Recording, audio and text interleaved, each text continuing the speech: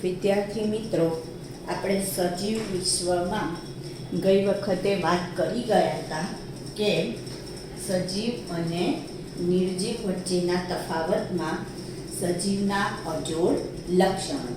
તો એમાં પહેલું લક્ષણ આપણે વાત કરી હતી વૃદ્ધિ, બીજું લક્ષણ આપણે વાત કરી હતી પ્રજનન. વૃદ્ધિ અને પ્રજનનને આપણે સંપૂર્ણ લક્ષણ ગણી શકતા નથી. એ પણ આપણે વાત કરી ગયા હતા કે શા માટે એને સંપૂર્ણ લક્ષણ નથી ગણતા. હવે એના પછી ત્રીજું લક્ષણ જે આવે છે એમાં આવે છે ચયાપચય. તો ચયાપચય આમાં બે શબ્દો સંકળાયેલા છે, અથવા બે શબ્દ ભેગા થાય ત્યારે ચયાપચય બને છે. તો ચય વત્તા અપચય. હવે આ શું છે? તો આ સજીવના શરીરમાં થતી જે રાસાયણિક ક્રિયાઓ છે એ રાસાયણિક ક્રિયાઓનો સરવાળો અથવા જૈવ રાસાયણિક ક્રિયાઓ, જેને આપણે ચયાપચય તરીકે ઓળખીએ છીએ. તો રાસાયણિક ક્રિયા એમાં ચય શું અને અપચય શું? તો ચયનો મતલબ થાય સંશ્લેષણાત્મક પ્રક્રિયાઓ. સંશ્લેષણાત્મક પ્રક્રિયાઓ, બરાબર. ચયનો મતલબ શું થાય? સંશ્લેષણાત્મક પ્રક્રિયા. જ્યારે અપચયનો મતલબ થાય વિઘટનાત્મક પ્રક્રિયા. બંનેનું ઉદાહરણ સાથે સમજીએ આપણે. સંશ્લેષણ થવું એટલે બનવું. તો પ્રકાશ સંશ્લેષણની પ્રક્રિયા જે છે એને ચય પ્રક્રિયા કહેવાય. કઈ રીતના? તો પ્રકાશ સંશ્લેષણમાં CO2 પ્લસ H2O જોડાવાથી શું બને છે? C6H12O6. તો આ જે છે અહીંયા સર્જન થયું, ગ્લુકોઝનું સર્જન થયું. તો સર્જન થાય છે માટે એને કેવી કહેવાય? સંશ્લેષણાત્મક પ્રક્રિયા અથવા ચય પ્રક્રિયા. જ્યારે વિઘટનાત્મક પ્રક્રિયા, જો આ પ્રકાશ સંશ્લેષણની પ્રક્રિયા છે તો એ ચય પ્રક્રિયા. હવે શ્વસનની પ્રક્રિયા જોઈએ. તો શ્વસનની પ્રક્રિયામાં ગ્લુકોઝનો અણુ તૂટે અને કાર્બન ડાયોક્સાઇડ અને પાણી છૂટા પડે છે. શ્વસનની પ્રક્રિયામાં ગ્લુકોઝનો અણુ તૂટવાની વાત આવી ને, તો એને કઈ કહેવાય? વિઘટનાત્મક પ્રક્રિયા. તો અહીંયા વિઘટન થયું, તૂટ્યું. આ અને તૂટવાથી શું બને છે? તો કે કાર્બન ડાયોક્સાઇડ અને પાણીનો અણુ. તો એને શ્વસનની પ્રક્રિયા કહેવાય છે, બરાબર. તો સંશ્લેષણ એટલે નવું સર્જન, તો એ આવશે ચય પ્રક્રિયા. જ્યારે વિઘટન એટલે તૂટવું, તો એ આવશે અપચય પ્રક્રિયા. હવે એવું કહેવાય કે જ્યારે ચય ગ્રેટર ધેન અપચય, જો ચય ગ્રેટર ધેન અપચય, એનો મતલબ જ્યારે ચયનું પ્રમાણ વધારે હોય, અપચયનું પ્રમાણ ઓછું હોય, તો વૃદ્ધિ થાય છે. કોષમાં શું થશે? વૃદ્ધિ. કેમ? તો કે ચયનું મતલબ છે સંશ્લેષણ થવું, સર્જન થવું. એટલે નવા કોષો ઉમેરાતા જશે. એનો મતલબ શું થાય છે? વૃદ્ધિ થાય છે. જો અપચય ગ્રેટર ધેન ચય, તો એનો મતલબ વિઘટન થવું એટલે કે કોષો તૂટતા જાય. તો એને આપણે જીર્ણતા કહીએ છીએ, અથવા તો એને ઘસારો કહેવાય, કે જેના કારણે કોષોની સંખ્યામાં ઘટાડો થશે. તો ચય અને અપચય આ રાસાયણિક પ્રક્રિયાઓ છે જે સજીવના શરીરમાં થતી પ્રક્રિયા છે. સજીવ શરીરની અંદર થતી પ્રક્રિયા છે, બરાબર. તો આ પ્રક્રિયાઓના કારણે ચય અને અપચય પ્રક્રિયાઓ બંને બેલેન્સિંગ રીતના ચાલે. એકથી ચય થઈ રાખે તો પણ ના ચાલે. ચય પણ થાય અને અપચય પણ થાય. બંને પ્રક્રિયાઓ જ્યારે બેલેન્સિંગ ફોર્મમાં ચાલુ રહેશે ત્યારે આપણે એને સજીવનું શું કહીએ છીએ? એક અજોડ લક્ષણ ગણીએ છીએ. એટલે દેહનું કોષીય આયોજન એ જૈવ સ્વરૂપનું ચોક્કસ લક્ષણ છે એવું આપણે કહીએ છીએ. શું કહ્યું? દેહનું કોષીય આયોજન એ જૈવ સ્વરૂપનું ચોક્કસ લક્ષણ છે, કારણ કે કોષોનું નિર્માણ થશે એટલે કોષીય આયોજન થશે. ત્યાર પછી આપણે ચોથું લક્ષણ લીધું હતું અનુકૂલન. ચોથું લક્ષણ અનુકૂલન, જેમાં મેં તમને ઊંટનું ઉદાહરણ આપ્યું હતું, આર્કિયોબેક્ટેરિયાનું ઉદાહરણ આપેલું. તો અનુકૂલન જે સાધી શકે છે સજીવ જીવી જાય, અનુકૂલનના સાથે સજીવ જીવી શકતા નથી. ધારો કે એક ઉદાહરણ લઈએ કે ડાર્વિન નામના જે વૈજ્ઞાનિક છે, એમણે ઘણા બધા જે પ્રયોગો કર્યા, અથવા તો એમણે જ્યારે જોયું હતું તો ગેલોપાગોસ ટાપુ જે છે, ઘણી જગ્યાએ એને પેગોસ ટાપુ પણ કહેવાય, ગેલોપેગોસ ટાપુ અથવા ગેલોપાગોસ ટાપુ. તો આ જે ટાપુ છે, ટાપુ પર એમણે સ્પેરો જોઈ, સ્પેરો અથવા એને આપણે એટલે ચકલી, જેને એમણે નામ આપ્યું ફિંચ, ફિંચ ચકલી. તો આ જે ફિંચ ચકલી છે, એ ફિંચ ચકલી એનો અભ્યાસ કર્યો. તો શરૂઆતમાં જે ચકલી હતી સ્પેરો, એની જે ચાંચ હતી એ ચાંચ આ રીતના સીધી હતી. જે ચાંચ હતી એ કેવી હતી? તો કે સીધી હતી. હવે ચકલીને કોતરોમાં, ટાપુ છે એટલે ત્યાં એને બહુ ખાવાનું મળતું નહોતું અને એને કોતરોમાંથી ખોરાક મેળવવાનો હતો. એની ચાંચ એટલી મજબૂત પણ નથી. હવે ચાંચ જ્યારે પેલા કોતરમાં નાખે, અંદરથી ખોરાક પકડીને બહાર કાઢવા જાય, ખોરાક છટકી જતો હતો. ધીરે ધીરે એનું જે એક બે પેઢી ગઈ, એ પછી જે એની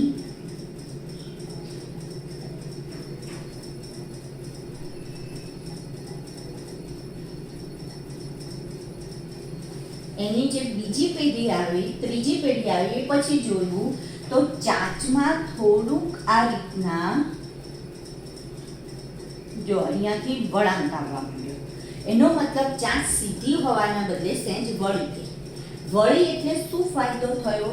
તો કોતરોની અંદરથી ખોરાક મેળવવા લાગી અને એ એટલી બધી ધારદાર મજબૂત હતી કે જેથી કોઈ પણ એ પથ્થરોની વચ્ચેથી પોતે ખોરાક કોતરોમાંથી મેળવી શકતી.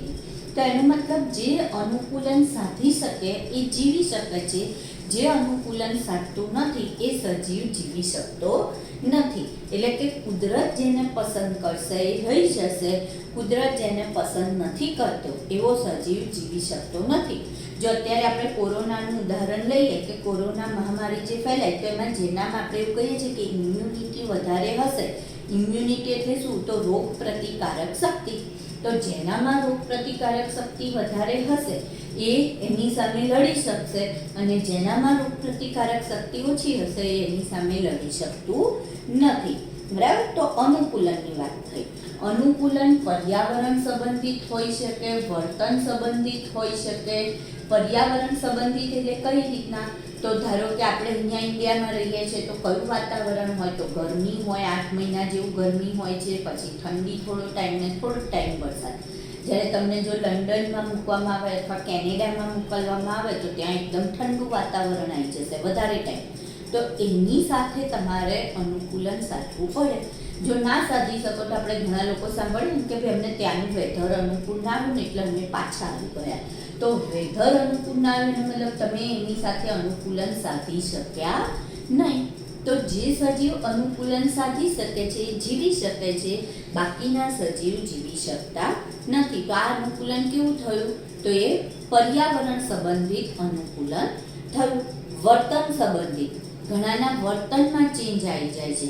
ધારો કે આપણે વાત કરીએ કે આપણે જે છે કે આપણે અહીંયા સાદું રહેવા ટેવાયેલા હોય, પણ જે પહાડી પ્રદેશમાં રહેનારા હોય એમને વારે વારે પહાડ પરથી ચઢ ઉતર કરવું પડે, તો એમના પગના સ્નાયુ કેવા હશે? તો આપણા કરતાં વધારે મજબૂત હશે. આપણે એકવાર પહાડ ચડો તો થાકી જાય, એ લોકો 1-2 વાર ચડે તો પણ એ લોકો થાકતા નથી. તો વર્તન સંબંધિત પણ હોઈ શકે. બરાબર? એવી જ રીતના ઋતુ સંબંધિત જે વનસ્પતિ અને પ્રાણીઓ છે એવા સજીવોમાં પ્રજનન ઉપર પ્રકાશ અવધિની અસર થાય છે. ઋતુ સંવર્ધિત સજીવોમાં પ્રકાશ અવધિની અસર પ્રજનન ઉપર થાય. તો ઋતુ સંવર્ધિત આપણે જો કૂતરા જોતા રહીશું તો તમે જોશો કે જ્યારે શિયાળો જાય પછી ગલુડિયાઓની સંખ્યા વધતી જાય છે. તેનો મતલબ એ લોકો ઋતુ પ્રમાણે શું કરે છે? પ્રજનન કરતા હોય છે. એવી રીતના ગરોળીની સંખ્યા, તો એ ઉનાળો પતે પછી થોડું ઉનાળામાં તમને વધારે એની સંખ્યા જોવા મળશે. તો આનો મતલબ એવો થયો કે આ લોકો ઋતુ સંવર્ધિત હોય છે, એટલે કે ઋતુ પ્રમાણે એ લોકોનામાં પ્રજનન જોવા મળશે. અને એના ઉપર પ્રકાશ અવધિની અસરનો મતલબ એવો થાય કે પ્રકાશ જેટલો સમયગાળો, કેટલીક વનસ્પતિ એવી હોય છે કે જેને વધુ સમય પ્રકાશ મળે તો જ પુષ્પ ખીલે, અને કેટલીક વનસ્પતિ એવી હોય કે જેમાં ઓછો સમય પ્રકાશ મળે તો પણ પુષ્પ ખીલતા હોય છે. તો એનો મતલબ એવો થયો કે અનુકૂલન પણ એમાં આપણે અજોડ લક્ષણમાં ગણીએ છીએ. પછી આવશે પર્યાવરણ પ્રત્યેની સભાનતા અથવા પ્રતિચાર. તો દરેકે દરેક સજીવ પર્યાવરણ પ્રત્યે પ્રતિચાર દર્શાવે છે. પર્યાવરણના પરિબળો સામે, જેમ કે વનસ્પતિ વાત કરીએ તો વનસ્પતિ પ્રકાશ, તાપમાન, આવર્તન ભણી ગયા છો ને તમે 10મા ધોરણમાં, તો આવર્તનમાં તમને ખબર જ હશે કે ભૂ આવર્તન, જલાનુવર્તન, પ્રકાશાનુવર્તન, રસાયણાનુવર્તન. તો આ જે આવર્તન છે એ શું છે? તો વનસ્પતિનો પ્રતિચાર છે. બરાબર? તમને જો હું તમારું કંઈ જ વાંક ના હોય અને એમ છતાં એક લાફો મારી દો તો તમે મને કશું કરી તો ના શકો, કારણ કે હું ટીચર છું, એટલે તમે એઝ અ સ્ટુડન્ટ કંઈ કરી તો ના શકો. પણ શું કરશો? તો મોઢું બગાડીને ફરશો, અથવા જ્યારે બી ટીચર સામે મળે તો કે હા તો બોકસ ટીચર છે એવું કહેશો. તો આ તમારો પ્રતિચાર થયો. કોઈ તમારો ફ્રેન્ડ તમને અજાણતા મારી દે તો તમે સટાક દઈને એને પણ સામે મારી દેશો, તો એ તમારો પ્રતિચાર. તો દરેકે દરેક સજીવ પર્યાવરણ પ્રત્યે સભાનતા દર્શાવે છે અથવા પ્રતિચાર દર્શાવે છે. તો પ્રતિચાર અથવા સભાનતાને આપણે એના અજોડ લક્ષણમાં ગણીએ છીએ. નિર્જીવ પદાર્થ ક્યારેય પણ એ દર્શાવી શકતું નથી. બરાબર? તો વૃદ્ધિ, પ્રજનન, ચયાપચય, અનુકૂલન, સભાનતા અથવા પ્રતિચાર. તો આમાંથી આ બંને સંપૂર્ણ લક્ષણ છે એવું નહીં કહીએ, જ્યારે બાકીના ત્રણને આપણે શું કહીએ છીએ? એના સંપૂર્ણ લક્ષણ તરીકે ગણીએ છીએ, સજીવના સંપૂર્ણ ગુણધર્મ તરીકે ગણીએ છીએ. બરાબર? સારું. પછી આગળ જો વાત કરીએ તો હવે કોઈ પણ સજીવ શેનો બનેલો છે? તો આપણે કહીશું કોષનો બનેલો છે. દરેકે દરેક સજીવ શેનો બનેલો છે? તો કોષનો બનેલો છે. તો આ જે કોષ છે એ કોષ એ જે પણ કોષોના ગુણધર્મ આપણને જોવા મળશે એ ગુણધર્મ કોને આભારી હશે? તો કે કોષીય અંગિકાઓને આભારી નથી હોતા, પરંતુ એના જે આણ્વીય ઘટક હોય કોષોની અંદર જે આણ્વીય ઘટક છે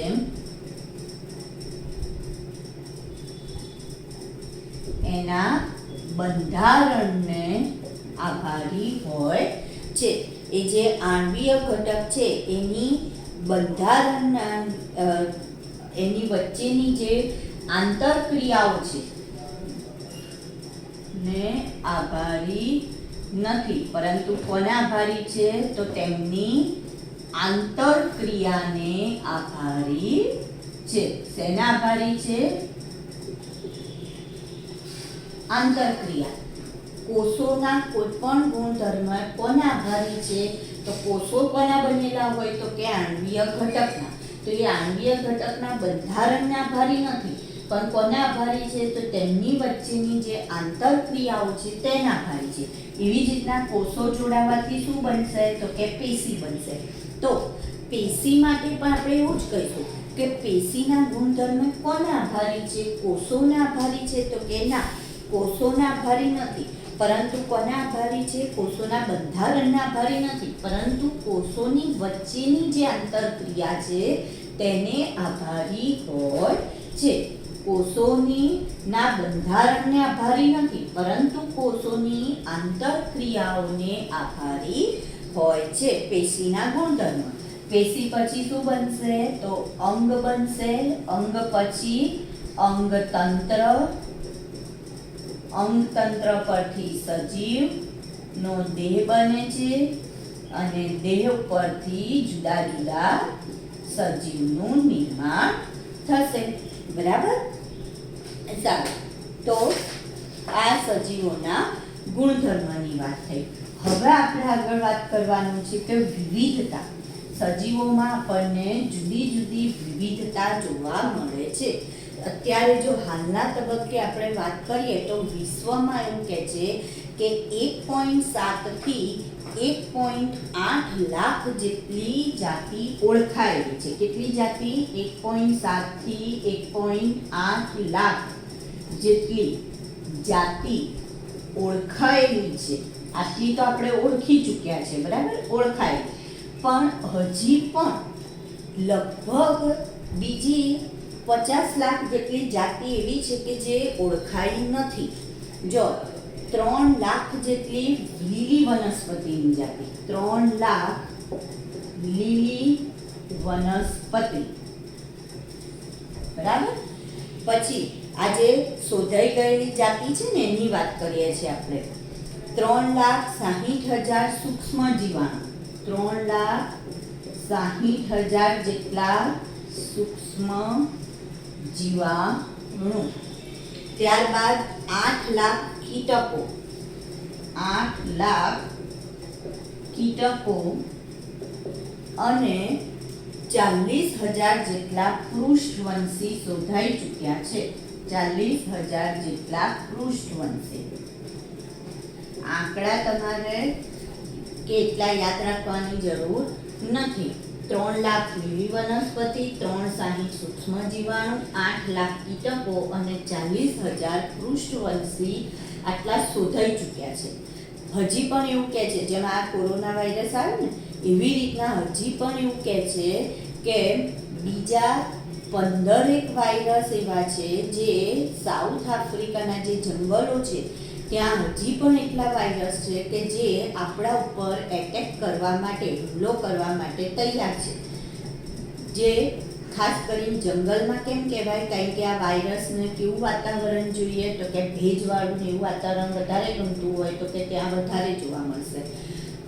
તો એટલી જાતિઓ હજી પણ ઘણા બધા એવા જીવ છે કે જે હજી શોધાયા વિનાના છે, પણ એ પૃથ્વી પર અસ્તિત્વ ધરાવે છે અને ગમે ત્યારે આપણા ઉપર હુમલો કરી શકે છે. હવે આજે બધા નવી નવી જાતિ શોધાય, નવા નવા, હવે ધારો કે આ વાયરસ શોધાય તો વાયરસને નામ તો આપવું પડે. તો એને ચોક્કસ જે પણ નામ આપવાની પદ્ધતિ છે એ પદ્ધતિ વૈજ્ઞાનિક પદ્ધતિથી એને નામ આપવું પડે. એમને એમ આપણે નામ આપી દેવાય નહીં. જેમ ધારો કે આપણે ત્યાં બાળક જન્મે તો એને રાશિ પ્રમાણે આપણે નામ પાડીએ છીએ કે નહીં, તો એવી જ રીતના કોઈ પણ નવો સજીવ શોધાય તો એ સજીવને ચોક્કસ નિયમોને અનુસરી નામ આપવું પડે. તો ચોક્કસ નિયમોને અનુસરી નામ આપવાની પદ્ધતિને નામકરણ પદ્ધતિ કહેવાય. નામકરણ કોને કહેવાય? તો ચોક્કસ નિયમોને અનુસરીને નામ આપવાની પદ્ધતિને, સજીવોને નામ આપવાની પદ્ધતિને નામકરણ તરીકે ઓળખવામાં આવે. ચોક્કસ નિયમોને અનુસરીને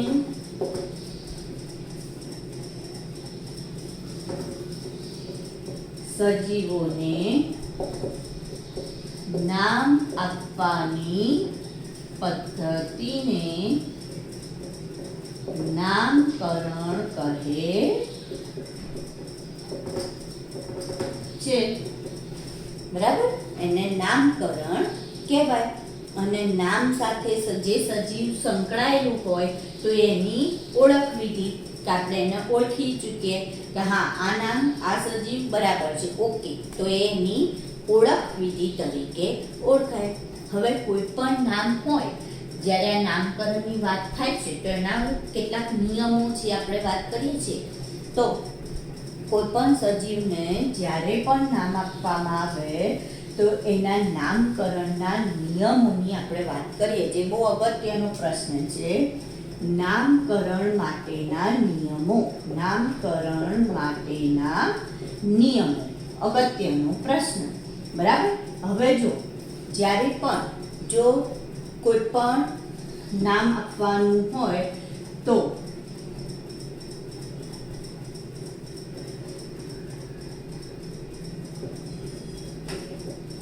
international code four botanical nomenclature. International Code for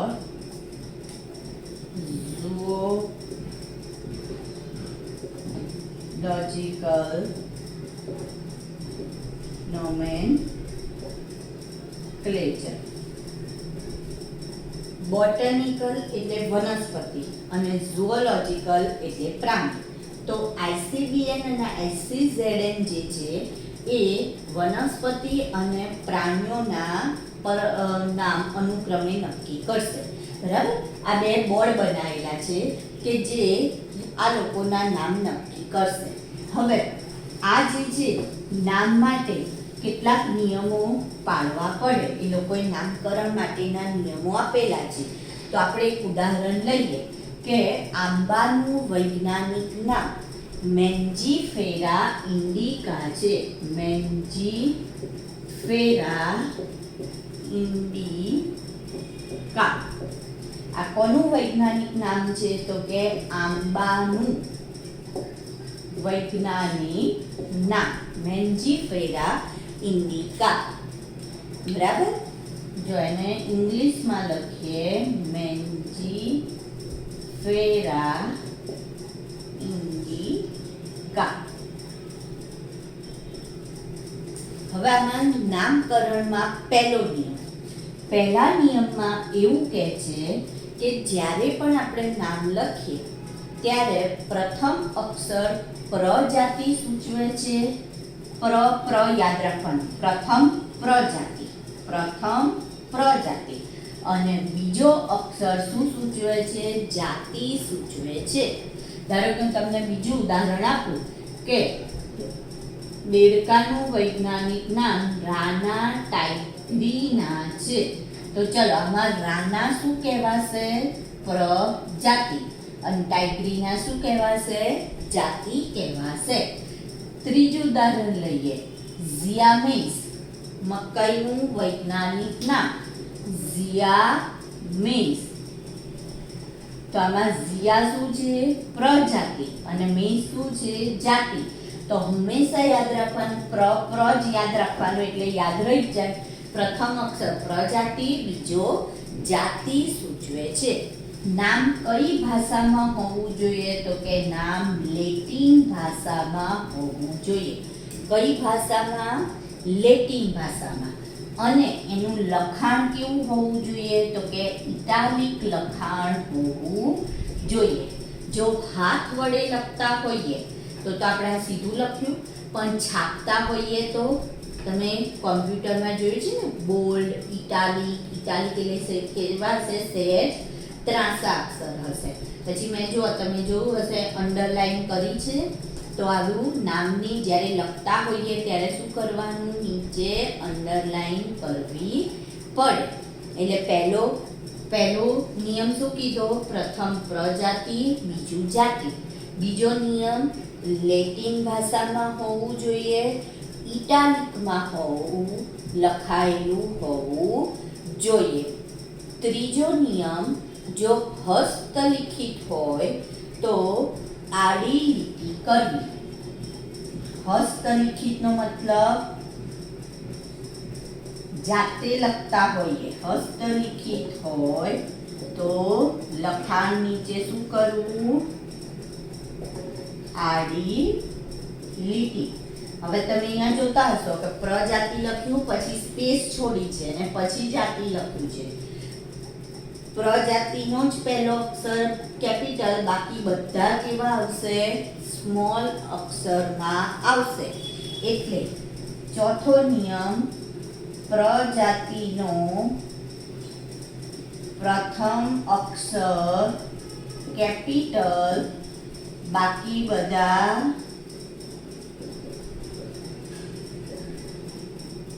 કેવા આવશે? સ્મોલ. બાકી બધા સ્મોલ હોવા જોઈએ. બરાબર? સારું. અને છેલ્લો, એટલે આને કેપિટલ માટે ગુજરાતીમાં લખવું હોય તો પ્રથમ મૂળાક્ષર મોટી લિપિમાં અને બાકી બધા નાની લિપિમાં લખાવવા જોઈએ. આવું આવે. અને છેલ્લો નિયમ કે જ્યારે પણ નામ, વૈજ્ઞાનિક નામ લખીએ તો તેની પાછળ તેના શોધકનું નામ સંક્ષિપ્તમાં લખવું. સંશોધકનું નામ કેવી રીતના લખવું? પાંચમો નિયમ શું કહે છે? શોધકનું નામ સંક્ષિપ્તમાં લખવું. ધારો કે આ નામ લિનિયસે શોધેલું છે તો એની પાછળ આ રીતના એન મૂકવું, સંક્ષિપ્તમાં મૂકવું. બરાબર? તો મોટા ભાગના બધા વૈજ્ઞાનિક નામ કાર્લ લિનિયસે આપ્યા હતા. કોણે આપ્યા હતા? Carl Linnaeus. અને એટલા માટે કાર્લ લિનિયસને આપણે દ્વિનામી, આ જો પ્રજાતિ જાતિ એવું બે આપ્યું ને, એટલે એને દ્વિનામી નામકરણ પદ્ધતિ. કઈ પદ્ધતિ? દ્વિનામી નામકરણ પદ્ધતિ આપી હતી. અને એટલે એને આપણે જીવ વિજ્ઞાનના ફોઈબા કહીશું. ફોઈબા. આપણે આપણા ઘરમાં નામ કોણ આપે? ફોઈ આપે ને, તો આ ફોઈબા છે. Linnaeus, Carl Linnaeus. મોટા ભાગના જે પણ સજીવો છે એમના વૈજ્ઞાનિક નામ કોને આપેલા છે? કાર્લ લિનિયસે આપેલા છે.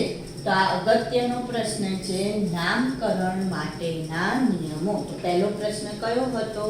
પહેલો પ્રશ્ન હતો કે સજીવના અજોડ લક્ષણો કયા કયા છે અને એમાંથી કયા લક્ષણોને આપણે સંપૂર્ણ સજીવનો ગુણધર્મ ગણી શકીએ. બીજો પ્રશ્ન આવશે કે પ્રજનન એ દરેક સજીવનો મૂળભૂત ગુણધર્મ છે એવું કહી શકાય નહીં. પ્રજનન દરેક સજીવનો મૂળભૂત ગુણધર્મ છે એવું કહી શકાય નહીં. વિધાન સાબિત કરો. ત્રીજો પ્રશ્ન, ચય અને અપચય એટલે શું? અથવા તો એને આપણે એવું કહીશું કે ચયાપચય એટલે શું? સમજાવો. પછીનો પ્રશ્ન, નામકરણ એટલે શું? નામકરણ માટેના નિયમો આપો. નામકરણ એટલે શું? નામકરણ માટેના નિયમો આપો. તો આટલે સુધીનો તમને ખ્યાલ આવી ગયો હશે એવી આપણે આશા રાખીએ.